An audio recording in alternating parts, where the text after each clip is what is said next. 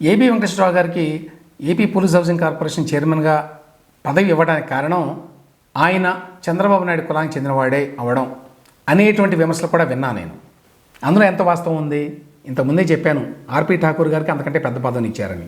అది పక్కన పెడితే జగన్మోహన్ రెడ్డి టైంలో తన కులానికి చెందినటువంటి రెడ్లకి ఆయన ఎన్ని పదవులు ఇచ్చారు, చంద్రబాబు నాయుడు తన హయాంలో కమ్మ కులానికి చెందిన వారికి ఎంతమందికి పదవులు ఇచ్చారు అనేటువంటి ఒక కంపారిటివ్ ఎనాలిసిస్ని చూస్తే మనకు విషయం అర్థమవుతుంది. ఇందులో నామినేటెడ్ పోస్టులన్నింటినీ తీసుకోవడం కష్టం, ఎందుకంటే వందలాది మందికి జగన్మోహన్ రెడ్డి పదవులు ఇచ్చాడు.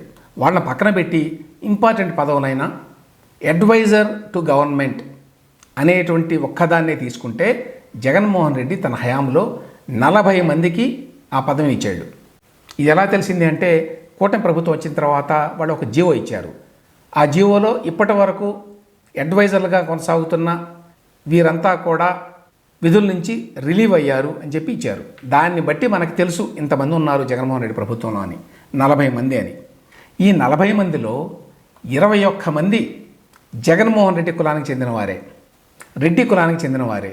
అంటే Jaganmohan Reddy adviser to government అని ఇచ్చిన పోస్టుల్లో 50% పైగా తన కులానికి చెందిన వారికే ఇచ్చుకున్నారు.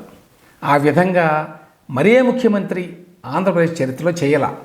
చాలామంది రెడ్డి ముఖ్యమంత్రులు ఉన్నారు ఏపీకి, అందరికీ తెలుసు.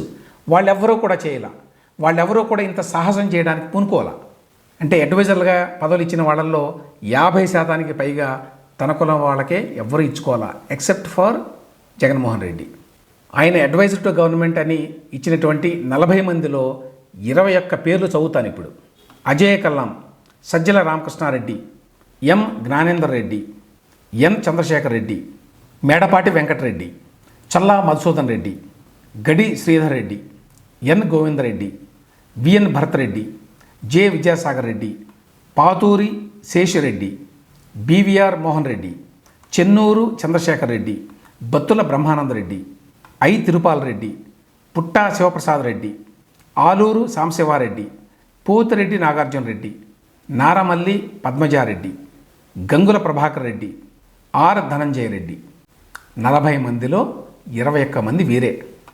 అదే చంద్రబాబు నాయుడు ఎంతమందికి ఇచ్చాడు? ఆయన ప్రభుత్వం వచ్చి 7 నెలలు అయింది. జగన్మోహన్ రెడ్డి గారు వచ్చినటువంటి 3 నెలల్లోనే అందరికి ఇచ్చేశాడు పదవులు. ఇప్పుడు 7 నెలలు అయింది కాబట్టి ఈయన ఎంతమందికి ఇచ్చాడు? అగైన్ నేను వేరే పదవులు తీసుకోవట్లేదు, only adviser to government. First point ఏమిటంటే, చంద్రబాబు నాయుడు చాలా తక్కువ మందికి అడ్వైజర్ పదవిని కట్టబెట్టాడు. ఆ తక్కువ మందిలో ఒకళ్ళో ఇద్దరో కూడా లేరు కమ్మ కులానికి చెందినవారు. ఏమిటి లిస్ట్ అంటే, ఇప్పుడే చెప్పాను ఆర్పి ఠాకూర్ గారికి అడ్వైజర్ టు గవర్నమెంట్ అని ఇచ్చారని. ఆయన వేరే రాష్ట్రానికి చెందినవారు. మొహమ్మద్ షరీఫ్ అహ్మద్ అని ఆయన లెజిస్లేటివ్ కౌన్సిల్ చైర్మన్గా పనిచేశారు, పార్టీ నాయకుడు.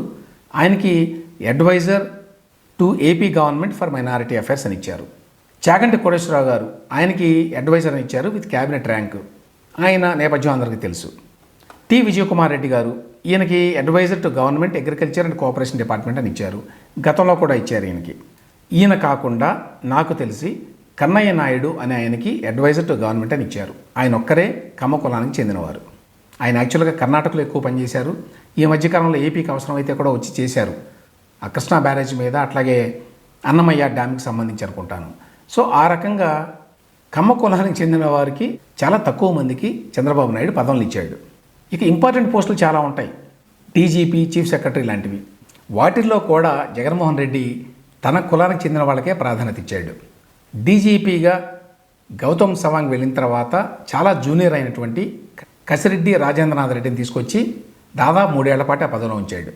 చీఫ్ సెక్రటరీగా చాలామంది సీనియర్లు ఉన్న వాళ్ళని పక్కన పెట్టి జవహర్ రెడ్డి గారిని ఆ పదవిలో కూర్చోబెట్టుకున్నాడు. వేరే చంద్రబాబు నాయుడు గారు ఫస్ట్ ఏమో నీరబ్ కుమార్ ప్రసాద్ గారిని చీఫ్ సెక్రటరీగా పెట్టారు. ఆయన రిటైర్ అయిన తర్వాత కమ్మ కులానికే చెందిన సాయి ప్రసాద్ గారు ఐఏఎస్, ఆయన సీనియారిటీ ఉన్నవాడు, అర్హుడు, అయినా కూడా ఆయన పక్కన పెట్టి కె విజయానంద్ గారికి ఆ పదవిని ఇచ్చారు. అదేవిధంగా డీజీపీగా ఫస్ట్ ఏమో ద్వారకా తిరుమలరావు గారిని, తర్వాత హరీష్ కుమార్ గుప్తా గారిని పెట్టుకున్నారు. మొత్తంగా ఏమిటంటే ముఖ్యమంత్రులు తమ కులానికి చెందిన వాళ్ళకి ప్రభుత్వంలో ఎంతో కొంత ప్రాధాన్యత ఇస్తారు అనే మాట వాస్తవం అయినప్పటికీ, ఓవరాల్గా జగన్మోహన్ రెడ్డితో కంపేర్ చేస్తే చంద్రబాబు నాయుడు చాలా తక్కువ ఇస్తారు. చంద్రబాబు నాయుడిని జగన్ని ఈ విషయంలో ఒకే ఘాటన కట్టివేయడం ఎంత మాత్రం కరెక్ట్ కాదు. గాడిదని గుర్రాన్ని ఒకే లెక్కన ట్రీట్ చేయడం లాంటిది అది.